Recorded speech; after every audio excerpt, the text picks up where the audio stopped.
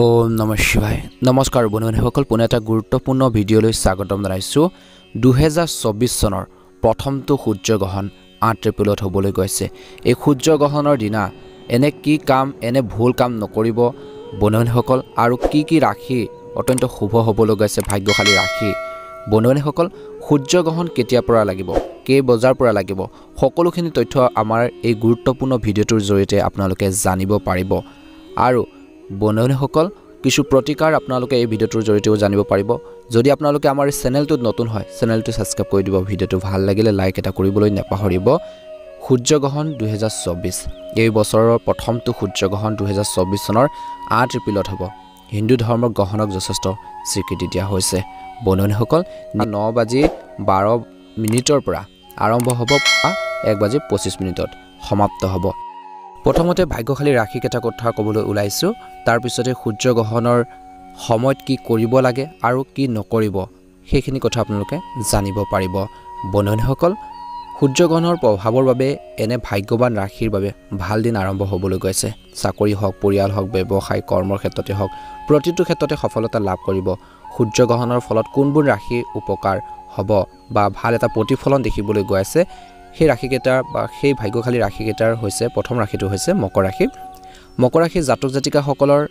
এই সূৰ্যগ্ৰহণৰ দিনটোত প্ৰথম দিনটোত আপোনালোকৰ সূৰ্যগ্ৰহণৰ ভাগ্যৰ কথা বুলি প্ৰমাণিত হ'ব আপুনি উপাৰ্জনৰ নতুন উৎসৱ পাব বুলি কৈছে যাৰ ফলত আপোনালোকৰ আৰ্থিক অৱস্থা উন্নত হ'ব বহু দিনৰ পৰা পৰিকল্পনা কৰি থকা কামটোত আপুনি সফল হ'ব ধন টকা পইচা সঞ্চয়ত আপুনি সফলতা লাভ কৰিবলৈ গৈ আছে অংশীদাৰিত্বৰে যদি আপোনালোকে ব্যৱসায় কৰে এই সময়খিনিত ব্যৱসায়টো এটা ভাল এটা প্ৰতিফলন দেখিব বুলি কৈছে নিয়োজিত লোকৰ কামৰ শলাগ লোৱা হ'ব দ্বিতীয় ৰাশিটো হৈছে দ্বিতীয় ভাগ্যশালী ৰাশিটো হৈছে বৃষ ৰাশি এই সূৰ্যগ্ৰহণে বৃষ ৰাশিৰ লোকসকলৰ বাবে সুখ প্ৰদান কৰিব আকাংক্ষিত চাকৰিৰ সন্ধান সম্পূৰ্ণ হ'ব মানসিক চাপৰ পৰা সকাহ পাব যদি আপোনালোকৰ কিছু টেনচন আছিল চিন্তা আছিল সেই ধৰণৰ চিন্তা বা মানসিক চাপৰ পৰা আপোনালোকে কিছু পৰিমাণে হ'লেও সকাহ পাব বুলি কৈছে বেটাৰ ফিল কৰিব প্ৰতিযোগিতামূলক পৰীক্ষাৰ বাবে প্ৰস্তুতি চলোৱা লোকসকলৰ বাবে এটা ভাল খবৰ আহিব পাৰে পৰিয়ালৰ সহযোগত আপুনি আৰ্থিক শক্তি আপোনালোকৰ বৃদ্ধি কৰিব পাৰিব ব্যৱসায়ত আবদ্ধ হৈ থকা ধন ঘূৰাই পোৱা সম্ভাৱনা দেখা পোৱা গৈছে 3 নম্বৰ যি ভাগ্যশালী ৰাশি হৈছে মেঘ ৰাশি সূৰ্যগ্ৰহণে মেঘ ৰাশিৰ লোকসকলৰ কামনা পূৰণ কৰিব মনৰ ইচ্ছাবোৰ পূৰণ কৰিব আগন্তুক এমাহৰ ভিতৰত নতুন কামবোৰ আৰম্ভ কৰিবলৈ এই সময়খিনি অত্যন্ত শুভ বুলি কৈছে আৰু এই সময়খিনিৰ পৰা আপোনালোকে যদি এটা কাম ষ্টাৰ্ট কৰে এটা সুন্দৰ প্ৰতিফলন দেখিব আপোনালোকৰ বাহিব সুখ আৰু সমৃদ্ধি শত্ৰুৰ কামৰ বিশেষকৈ বাটত আপোনালোকে নাহিব এই সমস্যাত পৰিয়ালত আহি থকা সমস্যাবোৰৰ যি ধৰণৰ সমস্যাবোৰ আছে আপোনালোকৰ ঘৰখন বা পৰিয়ালত সেই সমস্যাখিনি সমাধান হ'ব বুলি কৈছে আৰু কৈছে যে ইয়াৰ উপৰিও স্বাস্থ্যৰ ওপৰতো ইতিবাচক প্ৰভাৱ পেলাব কৰ্মৰ ক্ষেত্ৰত বিশেষকৈ বিষয়ৰ পৰা আপোনালোকে সহায় লাভ কৰিব নতুন দায়িত্ব পাব পাৰে আৰু বৃষ ৰাশি কৈছে যিহেতু বৃষ ৰাশি লোকসকলৰ অত্যন্ত শুভ এতিয়া আছে অন্য এটা ভাগ্যশালী ৰাশি সেই ৰাশিটো হৈছে মিথুন ৰাশি বছৰৰ প্ৰথমটো সূৰ্যগ্ৰহণ মিথুন ৰাশিৰ লোকৰ বাবে উপকাৰী বুলি প্ৰমাণিত হ'ব পাৰে সূৰ্যগ্ৰহণৰ প্ৰভাৱ এই ৰাশিৰ লোকসকলৰ জীৱনতো ইতিবাচক হ'বলৈ গৈ আছে দীৰ্ঘদিন ধৰি আপোনালোকৰ বাকি থকা কাম যি ধৰণৰ পেন্ডিং কাম আছিল সেই ধৰণৰ কামখিনি আপোনালোকৰ এটা ভাল প্ৰতিফলন দেখিব বুলি কৈছে সেই কামখিনি এটা গতি লাভ কৰিব সূৰ্যগ্ৰহণৰ প্ৰভাৱ এই ৰাশিৰ লোকসকলৰ জীৱনত ইতিবাচক হ'বলৈ গৈছে আপোনালোকৰ দীৰ্ঘদিন ধৰি বাকি থকা কামখিনি সম্পূৰ্ণ হ'ব আৰু ইয়াৰ দ্বাৰা আপোনালোকৰ শিক্ষা হওক চাকৰিৰ ক্ষেত্ৰতে হওক কৰ্মৰ ক্ষেত্ৰতে হওক বা বহিৰাজ্যলৈ যোৱা যদি প্লেনিং আছিল সেই ধৰণৰ সপোনখিনি আপোনালোকৰ পূৰণ হ'ব পাৰে বুলি কৈছে এই সময়খিনিত আপোনালোকে পৰিয়ালৰ সৈতে ভাল সমন্বয় আপোনালোকে গঢ়ি তুলিব পাৰিব ভাল আপোনালোকে সময় কটাক বুলি কৈছে এটা সুন্দৰ প্ৰতিফলন দেখিবলৈ সক্ষম হ'ব দীৰ্ঘদিন ধৰি আপোনালোকৰ বাকি থকা কাম সম্পূৰ্ণ হোৱাৰ লগতে ধন সম্পত্তিৰ বৃদ্ধি পাব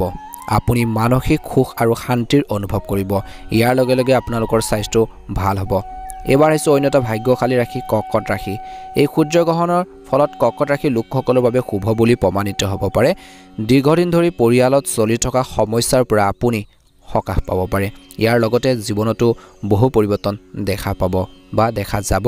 কৰ্মৰ ক্ষেত্ৰতো আপোনালোকৰ কামৰ শলাগ লোৱা হ'ব আপোনালোকে যি কাম কৰিব সেই কামখিনিৰ ক্ষেত্ৰত এটা সুন্দৰ প্ৰতিফলন দেখিব আৰু ইয়াৰ দ্বাৰা আপুনি মানসিক চাপৰ পৰা সকাহ পাব বুলি কৈছে জ্যেষ্ঠ লোকৰ সহায়ত আপুনি নিজৰ লক্ষ্যত নিজৰ যিটো এইম সেই লক্ষ্যত উপনীত হোৱাত বহুত পৰিমাণে সফল হ'ব এতিয়া আহিছোঁ বন্ধুসকল সূৰ্যগ্ৰহণৰ সময়ত খাদ্য ৰান্ধিব বা নেখাব গতিকে কিছুমান ক্ষেত্ৰত ধ্যান ৰাখিব লাগিব সূৰ্যগ্ৰহণ শেষ হোৱাৰ পিছত বন্ধুসকল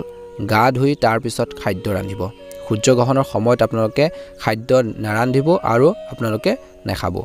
গতিকে ধ্যান ৰাখক বুলি কৈছে এনে নিয়ম মানি আপোনালোকে চলিব লাগে বুলি কৈছে সূৰ্যগ্ৰহণৰ সময়ত কি কৰিব লাগে ইয়াত জ্যোতিষ বিজ্ঞানত কি কয় বা কি আপোনালোকক পৰামৰ্শ দিয়া হৈছে সকলোখিনি জানিব পাৰিব আমাৰ এই ভিডিঅ'টোৰ জৰিয়তে এতিয়া আহিছোঁ সূৰ্যগ্ৰহণনো কি এইটো কথা আপোনালোকে সকলোৱে জানিব লাগে বুলি কৈছে এই সময়ত কৈছে যে সূৰ্য চন্দ্ৰ আৰু পৃথিৱী সকলো একে ৰেখাত থাকে চন্দ্ৰ সূৰ্য আৰু পৃথিৱীৰ মাজত আহে আৰু সেই পৃথিৱীত ছাঁ পেলায় এই পৰিঘটনাটোৰ ফলত সূৰ্যৰ আংশিক বা সম্পূৰ্ণ গ্ৰহণ হয় এই ঘটনাক সূৰ্যগ্ৰহণ বুলি কোৱা হয় বন্ধুসকল এতিয়া আহিছোঁ সূৰ্যগ্ৰহণৰ বিষয়ে কিছুমান টিপছ বা এনে কিছুমান আপোনালোকে কথাৰ প্ৰতি ধ্যান ৰাখিব লাগে সূৰ্যগ্ৰহণৰ আগতে আৰু পিছত আগত আৰু পাছত দুইটা সময়তে আপোনালোকে গা পা ধুই স্নান কৰিব লাগে বুলি কৈছে গা ধুব লাগে আৰু দ্বিতীয়তে হৈছে সূৰ্যগ্ৰহণৰ কমেও 2 ঘণ্টাৰ আগতে আপোনালোকে খাদ্য গ্ৰহণ কৰক বুলি কৈছে এটা সুন্দৰ প্ৰতিফলন দেখিব 3 নম্বৰ কথাটোৰ প্ৰতি ধ্যান ৰাখিব সূৰ্যগ্ৰহণ শেষ হোৱাৰ পিছত আপোনালোকে সতেজ খাদ্য খাব লাগে বুলি কৈছে এটা সুন্দৰ প্ৰতিফলন দেখিবলৈ সক্ষম হ'ব 4 নম্বৰ কথাটোৰ প্ৰতি ধ্যান ৰাখিব সূৰ্যগ্ৰহণৰ সময়ত পোনপটীয়াকৈ সূৰ্যলৈ চোৱাৰ পৰা বিৰত থাকিব লাগে অৰ্থাৎ সূৰ্যগ্ৰহণ লাগি আছে সেই সময়ত যদি আপোনালোকে সূৰ্যলৈ চাই থাকে তেনেহ'লে আপোনালোকৰ চকুত আপোনালোকৰ নিগেটিভ প্ৰভাৱ পৰিব পাৰে গতিকে সেইখিনি ক্ষেত্ৰত ধ্যান ৰাখিব কেতিয়াও এই ভুলটো আপোনালোকে নকৰিব 5 নম্বৰ কথাটোৰ প্ৰতি ধ্যান ৰাখিব সূৰ্যগ্ৰহণৰ সময়ত বাহিৰলৈ ওলাই যোৱাৰ পৰা বিৰত থাকক গতিকে ধ্যান ৰাখিব আৰু সূৰ্যগ্ৰহণৰ সময়ত আপোনালোকে ধ্যান কৰক এটা সুন্দৰ প্ৰতিফলন নিশ্চয়কৈ দেখিবলৈ সক্ষম হ'ব বন্ধুসকল এই সময়খিনিত আপোনালোকে ধ্যান ৰাখিব বুলি কৈছে এই সময়খিনিত গৰ্ভৱতী মহিলাই ঘৰৰ ভিতৰতে থাকি জপ আৰু ধ্যান কৰিলে গৰ্ভস্থ শিশুৰ সুস্বাস্থ্য ভাল হয় বুলি কৈছে গতিকে ধ্যান ৰাখিব ধ্যান আৰু জপৰ ইতিবাচক আপোনালোকৰ কম্পনে শিশুৰ মানসিক স্বাস্থ্যৰ ওপৰত উপকাৰী প্ৰভাৱ পেলাব বন্ধুসকল এটা সুন্দৰ প্ৰতিফলন দেখিব গতিকে বাহিৰলৈ নোলাই আপোনালোকে ভিতৰতে জপ কৰি থাকিব ধ্যান কৰি থাকিব সূৰ্যগ্ৰহণৰ সময়ত ধ্যান কৰাটো সৰ্বোত্তম বুলি গণ্য কৰা হয় বন্ধুসকল দৈনিক ৰাতিপুৱা ধ্যান কৰাটো এটা ভাল অভ্যাস বিশেষকৈ সূৰ্যগ্ৰহণৰ সময়ত ধ্যান কৰাটো ভাল কাৰণ আমাৰ মন বিশেষকৈ সূৰ্যৰ লগত আৰু শৰীৰ পৃথিৱীৰ লগত সম্পৰ্কিত যেহেতু সূৰ্যৰ মন আৰু শৰীৰ উভয়ৰ সৈতে সংযুক্ত সূৰ্য চন্দ্ৰ আৰু পৃথিৱী তিনিটা আকাশী পদাৰ্থ একে ৰেখাত থাকিলে মন আৰু দেহ একেলগে থাকে সেই সূৰ্যগ্ৰহণক ধ্যান কৰা সূৰ্যগ্ৰহণৰ সময়ত আপোনালোকে ধ্যান কৰাটো অতি শুভ বুলি বিবেচনা কৰা বা বিশ্বাস কৰা হয় ইয়াৰ বাহিৰেও আপোনালোকৰ সূৰ্যগ্ৰহণৰ সময়ত খাদ্য গ্ৰহণ কৰাটো ভাল নহয় গতিকে খালী পেট ধ্যান ধাৰণাৰ বাবে উপযোগী বুলি কৈছে ধ্যান কৰিলে আপোনালোকৰ শক্তিৰ মাত্ৰা বৃদ্ধি পায়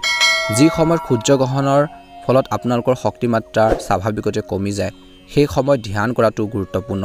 ইয়াৰ ফলত আপোনালোকৰ শৰীৰত শক্তি পোৱা যায় বুলি বিশ্বাস কৰা হয় বন্ধুসকল কোৱা হয় যে সূৰ্যগ্ৰহণৰ সময়ত প্ৰকৃতিয়ে নিজৰ যত্ন লয় কোৱা হয় যে বহুতো গীত গোৱা চৰাই গান গোৱা বন্ধ কৰি দিয়ে আৰু কিছুমান ফুল বন্ধ হৈ যায় প্ৰকৃতিয়ে এই জীৱবোৰক নিজৰ যত্ন ল'বলৈ শিকাইছে গতিকে মানুহে নিজকে সুৰক্ষিত কৰি ৰাখিবলৈ প্ৰয়োজনীয় সাৱধানতাৰ আপোনালোকে অৱলম্বন কৰাটো প্ৰয়োজনীয় হ'ব ধ্যান আৰু জপৰ জৰিয়তে আপোনাৰ আত্মাৰ সৈতে সংযোগ স্থাপনৰ বাবে এইটোৱে হ'ব নিখুঁত সময় বন্ধুসকল এটা সুন্দৰ প্ৰতিফলন আপোনালোকে এই সময়খিনিত দেখিবলৈ সক্ষম হ'ব গতিকে সূৰ্যগ্ৰহণৰ যিখিনি নীতি নিয়ম আছে সেইখিনি সুন্দৰভাৱে পালন কৰিব ধ্যান কৰিবলৈ একেবাৰে নাপাহৰিব এই দিনটোত আপোনালোকে কোনো দুখীয়া মানুহক আপোনালোকে দান কৰিব এটা সুন্দৰ প্ৰতিফলন দেখিব হাই কাৰ্যৰ পৰা দূৰত্ব বজাই ৰাখিব নিজকে শান্ত কৰি ৰাখিব ঘৰখনৰ সুখ সমৃদ্ধিৰ কাৰণে আপোনালোকে কাম কৰিব নিশ্চয়কৈ এটা ভাল প্ৰতিফলন দেখিব বন্ধুসকল এই দিনটোত সংৰাগবোৰ পৰিহাৰ কৰি নিজৰ কৰ্মৰ ক্ষেত্ৰত গুৰুত্ব প্ৰদান কৰিব এটা ভাল প্ৰতিফলন দেখিবলৈ সক্ষম হ'ব যদিহে আপোনালোকে আমাৰ এই চেনেলটো বা ভিডিঅ'টোত একেবাৰে নতুন হয় চেনেলটো সাবস্ক্ৰাইব কৰি দিব ভিডিঅ'টো ভাল লাগিলে লাইক এটা কৰি দিব ভিডিঅ'টো শ্বেয়াৰ কৰি দিবলৈ একেবাৰে নাপাহৰিব আপোনালোকৰ দিনটো শুভ হওক মনৰ ইচ্ছাবোৰ পূৰণ হওক